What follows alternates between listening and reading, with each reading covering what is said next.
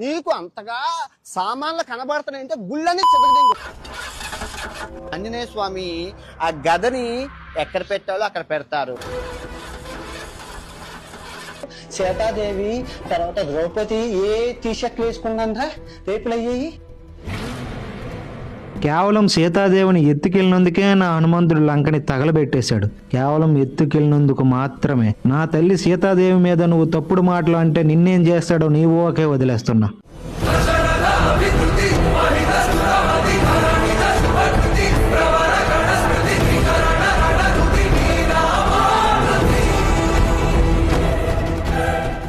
నీకు Shivaji guarantee problem అయితే నువ్వు శివాజీ గారితో మాట్లాడుకో. మధ్యలో నా హిందూ మతాన్ని, నా హిందూ దైవాన్ని నువ్వు తీసుకురాకు.